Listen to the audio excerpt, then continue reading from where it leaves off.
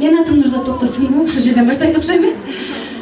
2012-жылы Нур Академияны ачкам. Нур Академия деген бул инсандарды өзүнө өнүктүрүү да. Себеби биз бардык нерсени билип жара албайт экенбиз.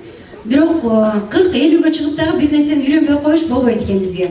Адам күнүгө жаңы маалыматтарды алып үйрөнүш керек экен да. Мисалына бүгүн цифрдан жөнүндө үйрөндүңөр. Демек жасаса болот турбайбы деген ойлор кетти да. Ошол сыяктуу маалымат абдан көп. Ошол маалыматтарды ичибизге батырып өнүккөнүбүз дагы жакшы экен. Ийгиликтүү адамдардын бирден бир сыры алар китеп окушат жана адамдар менен баарлашат да. Ошондуктан жакшы адамдар менен баарлашуу болсун. Мисалы Оксфорд, Кембридж деген университеттерде дүйнөлүк университеттерге эмне үчүн байлар балдарын берет десе, элестеткиле бир группада эгер сенин балаң Бельгиянын премьер-министринин баласы менен окуйт да, кийин университетти бүткөндөн кийин экөө одногруппник болуп калат да. Анан маселелер да батыраак бүтөт да көйгөйлөр. Ушул сыяктуу чөйрө өтө маанилүү. Сиздерден суранат элек, балдарга азыртадан инвестиция жасагыла. Менин окуума бербей деле койсоңор болот. Бирок силер сөзсүз окууларга, жакшы окууларга беришкен экен. Себеби Кыргызстандагы бизде менталитет бар экен да, биз тартынып өсөт экенбиз. Ай, аны кылба, муну кылба. Мисалы, бир жолу мамам мени шыпырып атсам, аябай таяк жегем да, кечирип койгула. Оң карма дейт да шыпыргыны. Мен айландым. Мен билбедим да кандай оң кармаш керек экенин. Анан көрдүңүзбү, биздин энелерчи биринчи шыпыргыны моунда кармалат деп кыздарга үйрөтпөйт экенбиз. Дайыма требовать этет экенбиз. Кичинекей кезинен баштап эле, сен эмнеге муну билбейсиң, сен эшексиң, сен чочкосуң дегендерди уккан адам, мен эшекмин деп жүрө берет экен да. А тескерисинче сен акылдуусуң алтыным, балам сен суперсиң. Мисалы мен азыр кызыма айтам да, ты красивая десең, да дейт да. Анан аны Кудай берсе чоңойгондон кийин өзүнүн сулуу экенин билсе, көп аялдар биз өз балыбызды билбей эле жүрө атпайбызбы? Ошол сыяктуу азыртадан баштап өз көңүлүбүзгө өзүбүз көтөрүү, өзүбүздү барктоо сабактар болот. Мисалы эмки жумадан баштап дагы бир номер жазып алгыла. 0709 868 000. Бул Жан Дүйнө деген группа Эльмира Рысбекованын. Ошол аябай скидка кылып атат, 1200 сомдон бир айга окуу кылып атат. Айталап коюңузчу. 0709 868 000. Эльмира Рысбекова. Аялдар үчүн бир айлык окуу кылып атат кыздар. 1200 бир жолук турбайт кээде кыздар. Бир ичкен тамак турбайт. Бирок биз дайыма кыргыздар эмне? Кыргыздар мырыкта. Конечно, сасып турса, тырмактарыбыз өсүп турса, эч жерди жуубаса, күнүгө барып, ошол жана жогоруда айтпадымбы, башты жууш проблема. Бир чайнек суу коюп коебуз. Бир чайнек сууга шабылдатып эркек балдар башты жууп сыртка чыгып кетишибиз керек. Кантип мойнубузга албайбыз? Чын эле маршруткада ар кандай жуттар бар билесиңер, Ошол биздин эле мекендештерибиз болуп атпайбы? Бул байке жана биринчи Шермухамед байке менен биринчи жолу жолугуп сүйлөшкөндө айтты да, Нурзат, эркек балдар элементардуу нерселерди билбейт экен депчи. Аялдар да билбейбиз. Чын эле билбейбиз. Үйдөн кээ бир нерселерди ала албасак, анан коомго ошол билбеген бойдон чыгып атпайбызбы? Анан кимдер, анан эжелерден, башкалардан тил угуп атабыз. Ошону да билбейсиң, муну да билбейсиң деп. Ошондуктан үйрөнүп алганыбыз өзүбүз үчүн. Билбеген уят эмес, бирок сурабай койгон уят да. А сураш үчүн тартынчаактыктан кылыш керек болуп атпайбы? Айтсам, айтпасам, сурап берсем, бербесем, негизи көп эле Нурзат Токтосунова сурап берейин дегендер көп эле. Анан ушул жерде 300 киши күлүп ийеби деп дагы күлүп ийгенде кулак мурун чыгып калбайт да. Университетке бардым. Баары эле англисче сүйлөшөт экен. Мен англисче билбеймин, айылда өскөм. Айылда Түп районунун ичке суу айылында, азыр Түп деген просто айтып коюш керек болуп атат. Айылдан келдим, бетим кыпкызыл, кийгенди билбейсиң, үйүм жок, машина жок, эчтеке жок. Окуйсуң жанталашып. Анан университетке келсем, китепти көп окугандыгым үчүн мен университетке 70% скидка менен өткөм. Анан ошон үчүн азыр эжелерге айтып атам.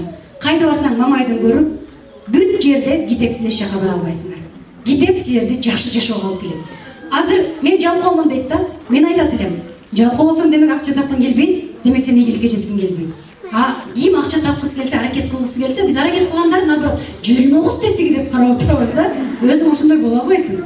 Кыйын болсоң ошону кылып атканын сен да кылып көр, сен андан жакшысын кылып көр, анан биз ошондон жакшы болобуз. Университетке келсем, баары англисче сүйлөшөт экен. А мен предметти билем.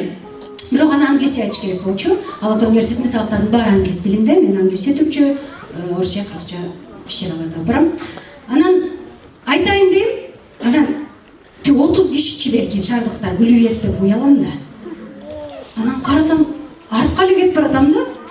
Анан башка бирөө ошону айтса, туура эле чыгып атат. Анан мен ойлондум. Тартынып жүрө бергеним мени жашоо дартка тартат экен. Сурабай койгонум, үйрөнбөй койгонум. Анан тантысам дагы сүйлөп баштадым. Ошол бир кадам болду.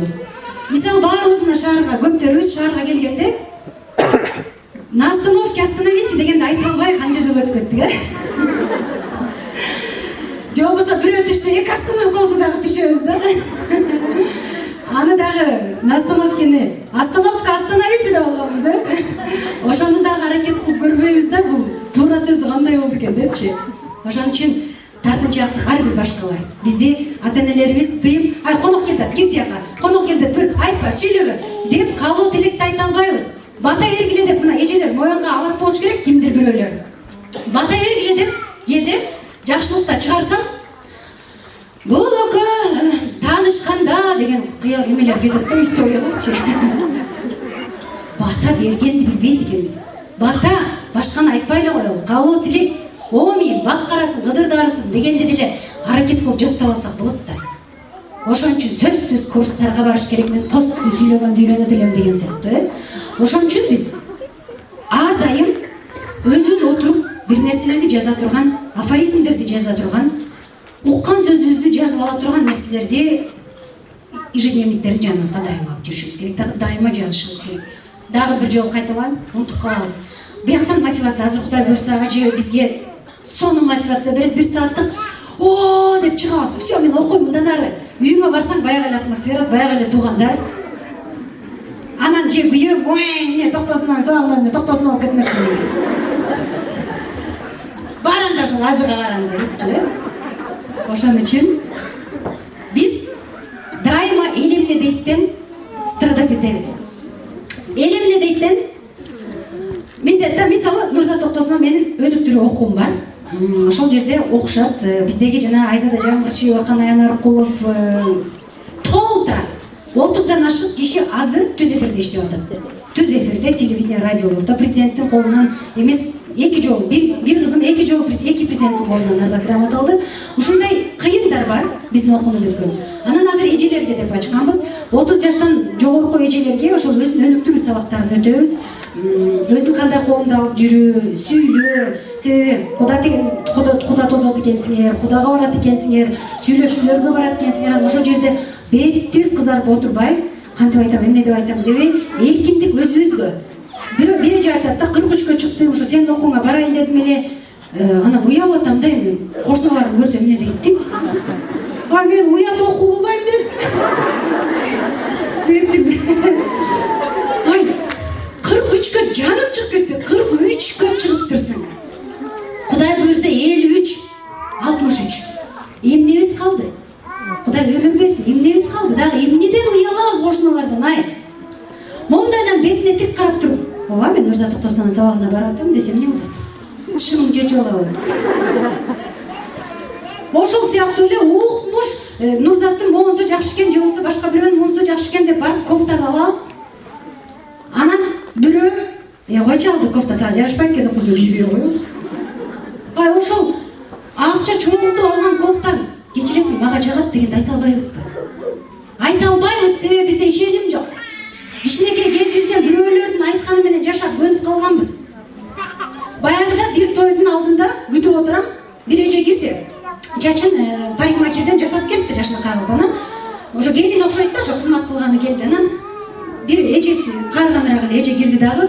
Ай, чачың кантты да, вообще карган көрүнүп калыптырсың, ай. Дейт тиги бакыш көзүгө барат, биягын түртөт, биягын тартат.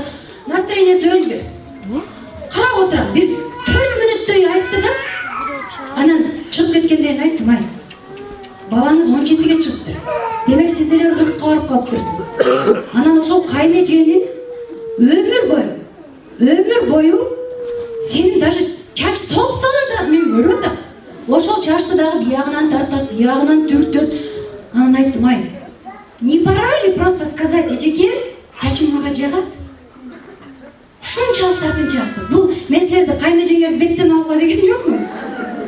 Просто өз жасаган нерсеңерди өзүңөр одобрять этип көнбөйбүзбү? Да, мага жагат, мага ушул жоолук жакты. башка жолом жок эле. Жок. Сөзсүз ал жүрүп туалетке барып келечи дейсиң да анан жок десе, анда барбай эле коелу деп отурабыз. Эгер сенин планың жок болсо, даже туалетке бирөөлөр менен барасың, чиркине жүрчү барып келеличи. Ай, бүгүн деле ошол жерге ээрчишип келдиңер, ай. Болбосо барбайт элеңер, подружкаларыңар качалдыңар, баарын ай, жүрүп алысынан барып келечи деп атасыз. Анда өзү келип, дай отуруп, татынакай отуруп, сабакты угуп, жазып алып кетип калса болбойбу? Сөзсүз бирөөлөргө жагыш кетти, кайсы койлор дейт да үйрү менен жүрсө. Өзүбүздүн жеке кыздар мен күйгөнүмөн айтып атам. Мен мамлекеттик иш-чараларды, 3 көчмөндөр оюндарын алып бардым. Президенттин приемдорун алып бардым. Дүйнө жүзүнүн сахналарында дүйнө жүзүн кыдырдым, кыздар. Бирок мен айыктагы Нурзат боюнча калган жокмун да, мен күндө өнүгүп атам, күндүгө адамдар менен мамиле куруп атам, жанталашып атам. Демек кылса болот экен да.